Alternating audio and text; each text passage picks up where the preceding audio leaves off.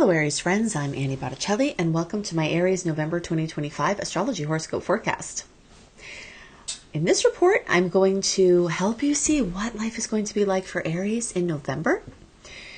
This is for you if Aries is your sun sign, your moon sign, your rising sign, or any other Aries placement you're listening for. What I'm going to talk about here is part of your astrological picture. Very late degree Aries placements, so birthdays like April 15th through the rest of the sign, or 23 degree Aries placements through the rest of the sign.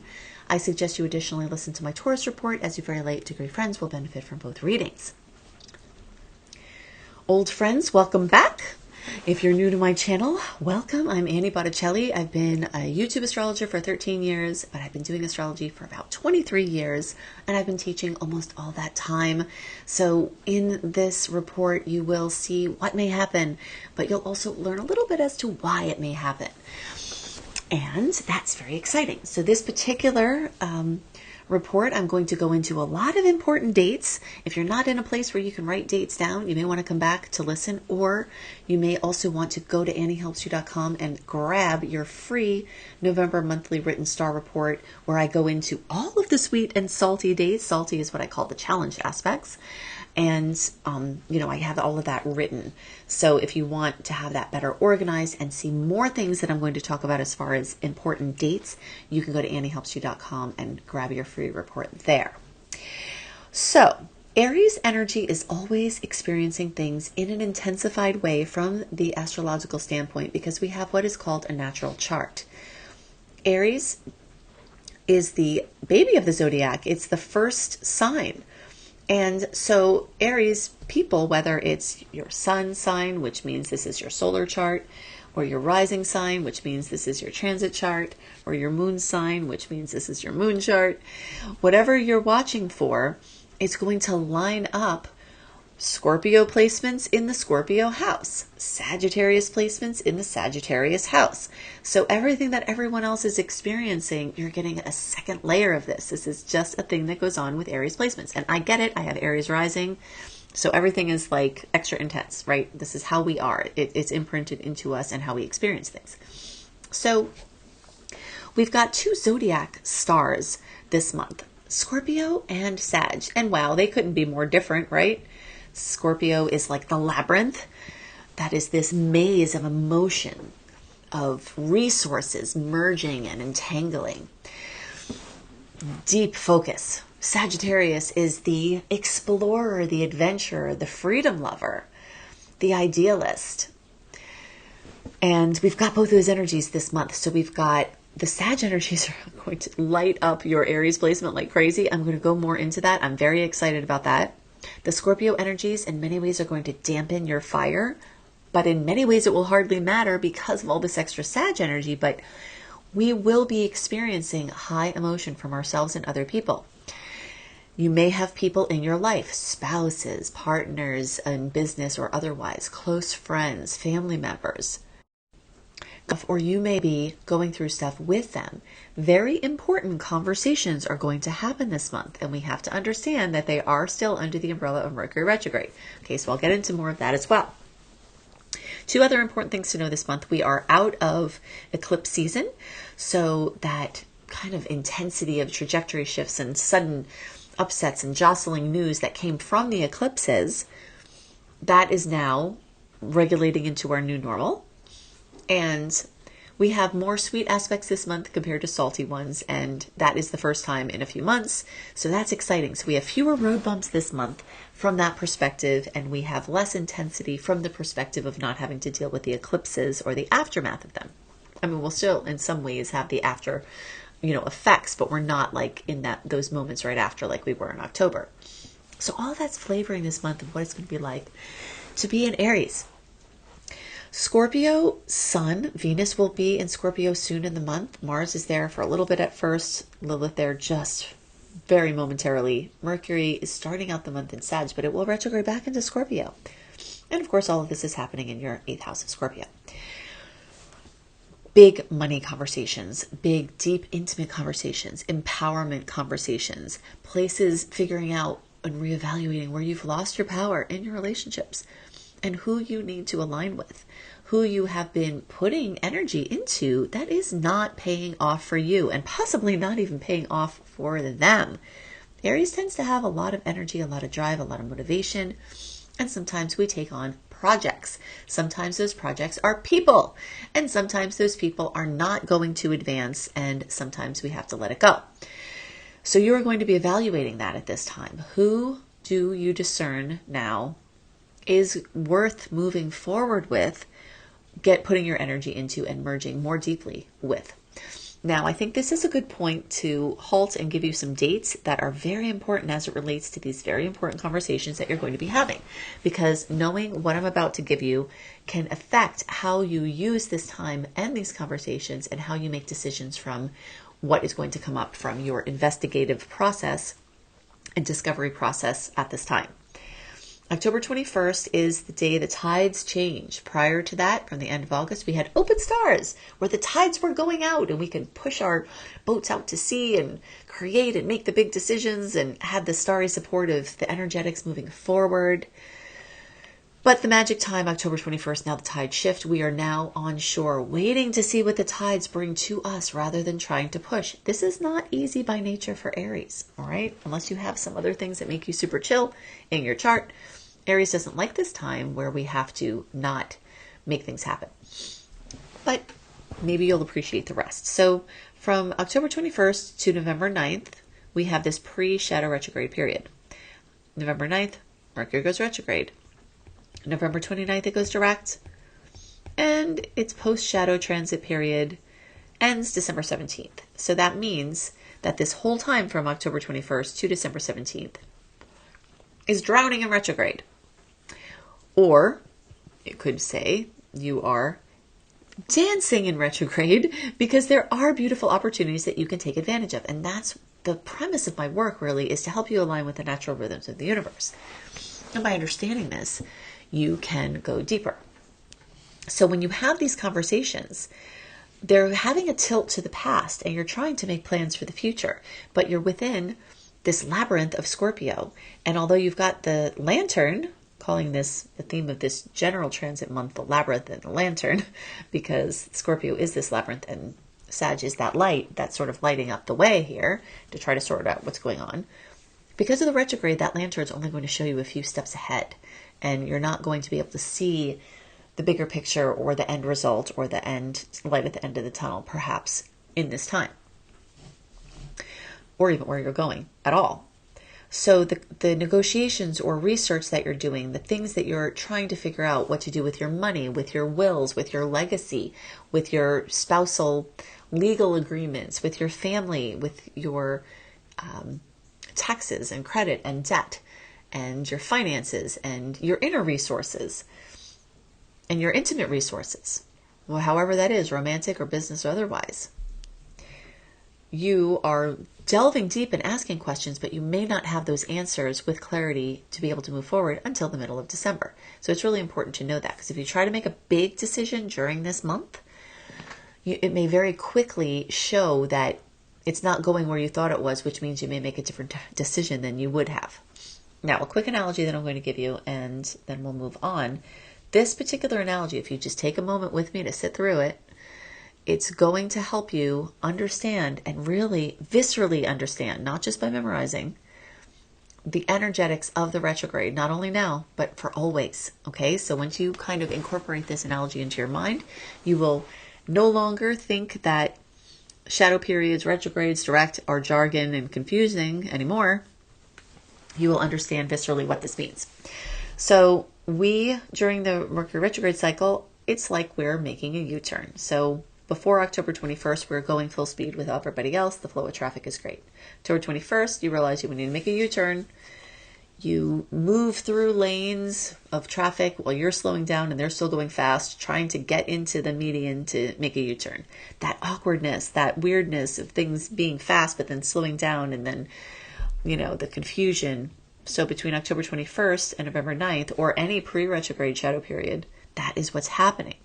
The days around the 9th, or the day that it goes actually retrograde, are the times that you are trying to station yourself in between the medians with traffic flowing quickly in both directions to not get clipped on either end.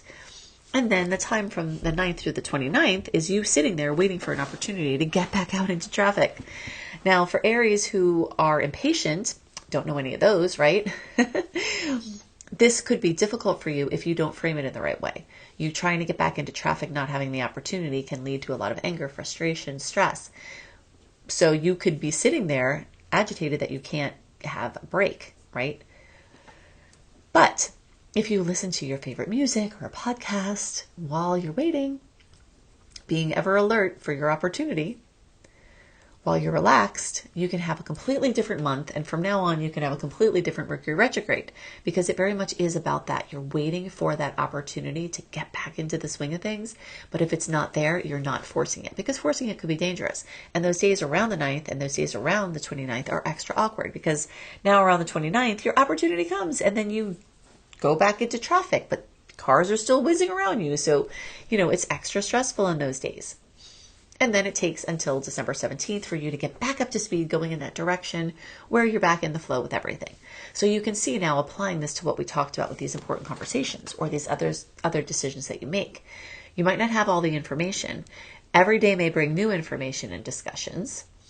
And you may not be able to use the research that you get or the hypotheticals that you go through or the things that you're contemplating until December progresses and the middle of the month or later, you may have more clarity. Now, if it's time sensitive, if you have an intuition, if there's some sort of opportunity and you have to do it then, you have to follow it. There are always exceptions and we have to allow for those. But in the absence of that, especially if it's something high stakes, you may want to wait until this energy clears out a little bit. Now, what's great for retrogrades? Short-term things, promos, things that you don't care if they last a long time, things that don't require great communication between people or mechanisms, experimentation, creativity, inspiration, just whimsy. That's all great. Also, just doing things, day-to-day things. You got to do it. Clearing out clutter, going back over old things, finding gold in previous things. Let's say you're a musician. You may look through your old hoard and find, like 10 years ago, you had awesome music that you can now remake into something, or it inspires you to do something new based on that old thing. Things like that are amazing for the retrograde. You can travel during the retrograde. You just have to remember that if you can't be more flexible, it may be more stressful. Gate changes may happen at the last minute. Car may go kerplunk when you're trying to drive it somewhere far. You have to just let the adventure be part of the experience, regardless of what happens. And if you have that attitude, things can be much easier. Okay, so enough with the labyrinth. We know you're going to go deep. We know you're going to, it's going to be emotional. We know you're going to support other people, or they're supporting you, or you're diving into, an empowerment process. You're the snake that's shedding your skin. You're the phoenix rising from the ashes. This is all Scorpio. Now on to something lighter and easier and, more speaking your language, the fire language, the language of action, and a language of fun and expansion. Mercury will be in Sag, Juno will be there, Vesta's there, Astrea's there, Lilith is there, Mars very soon in the month will be there, November 21st. The Sun will be there, all fire signs, making the best aspect in all of astrology with your sign, the trine, lighting up the sign of Sag in your house of Sag, publishing off the roof, content creation out of control, teaching opportunities, writing opportunities, learning opportunities, education or content creating benders. Zealotry is the theme of this month. And who knows zealotry like an Aries? Anyway, right? Because Mars rules obsessiveness and Mars is your ruler, but Mars also co-rules Scorpio. So we've got that obsessive component and then the excess of Sag combined into zealotry. So major learning benders, major, international business. You may go on a language learning bender and learn a language in a short amount of time or advance in something you're already learning. You may be doing something else internationally. It could be travel. That definitely could be travel. Sometimes people think you can't travel during Mercury retrograde. That's not true. If you have a set plan, it can be very stressful. If you have a choice to do it out of the retrograde and there's nothing specific you need to do it in the retrograde for, you may want to base it around the retrograde. Things could be a little smoother. But what is great, especially for traveling during Mercury retrograde, is last minute travel. it's really important to try to keep your schedule as clear as possible during Mercury retrograde. And I know for busy people, I am one of them, that's not super easy. But the more you schedule into that time, the more you'll have to reschedule, and the less you'll be able to take advantage of last minute opportunities that come to you if you're all scheduled out. Plans made now will be called into question, very likely, and a lot of those plans may not work out at all. And if they do, it'll be like unsure up to the very last second and then just like barely making it. But, that being said, you really can have a last minute opportunity to go somewhere or do something really, really big. The inspiration about your identity, about your future. I talked about the fact that you might not be able to make some of these long-term plans, but that doesn't mean that you won't have inner knowings or breakthroughs about the direction you're going, or news about something that you're going to be doing in the future. That's involving education. Aries placements could be going through a job or career change, or that you're planning a job or career change, and this could be imminent. Saturn having been in Aries and Saturn now popping back into Pisces, same with Neptune having been in Aries popping back into Pisces, there's a process with Aries that is long-term that's undergoing, where you've been going through stuff in the backdrop. You've been quietly learning, quietly, figuring some things out, and you've been planning for either a big move into a different direction in your life, major crossroads, or adding something to what you're doing. Like you have your career kind of in order, you're doing it, but now you're embarking on something that may be your future career, or maybe your passion project that you don't have to earn money from because you earn money some other way. But there's some great, huge change in definition of who you are and the starting of a new 28 to 30 year cycle.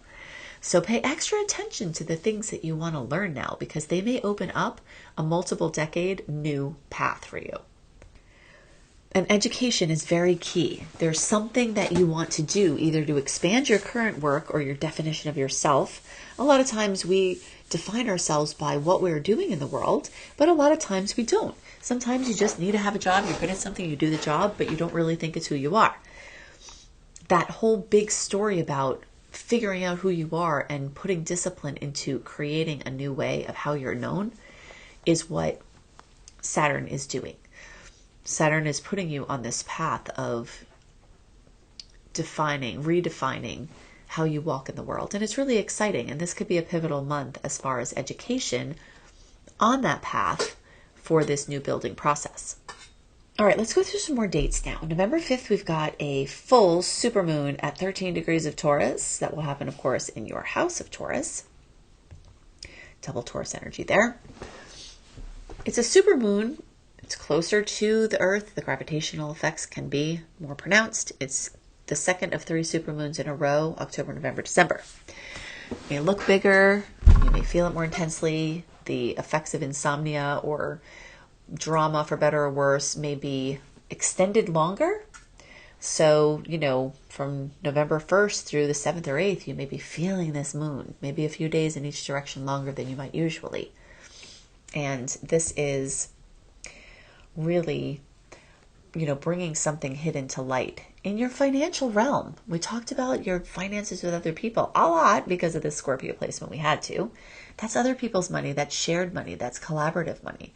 But this full moon in this sign, in this house for you, is about your individual financial picture, your earnings, your spending, your material items. And for makers, I'm calling this a maker moon.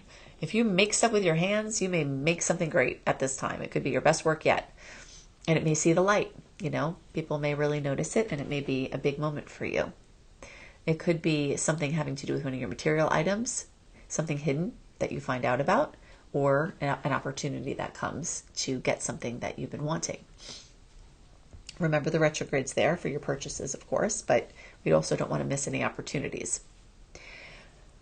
Another big day, November 11th, star portal there, is when Jupiter goes retrograde. So Jupiter has been blazing forward in the sign of Cancer, and for us, the house of Cancer, expanding our home and family.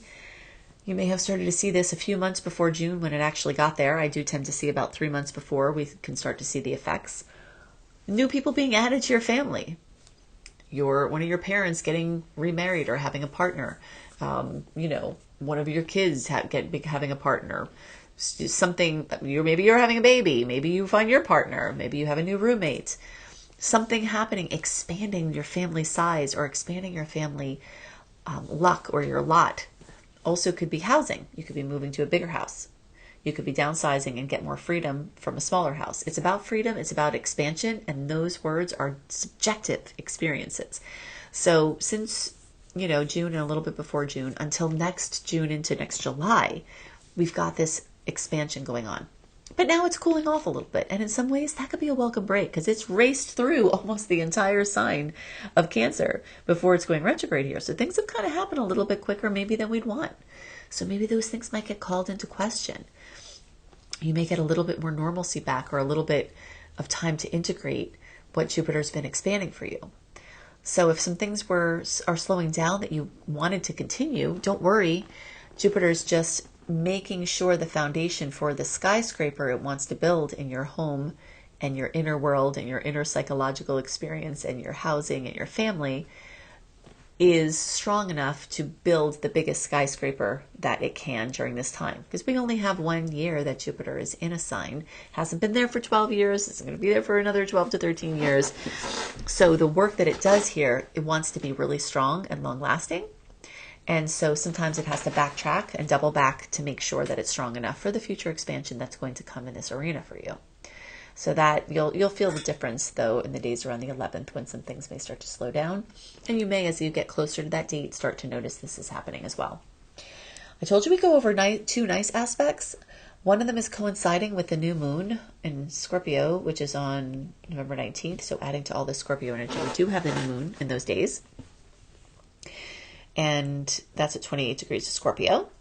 And coinciding with that is Mercury in Scorpio trining Neptune in Pisces. This is lighting up the inner worlds of Aries placements because not only are these in water signs, they're in water houses for us. So our intuition, that quiet knowing, our sacred space, the mysterious realm of the inner and the outer realms, the angelic realms.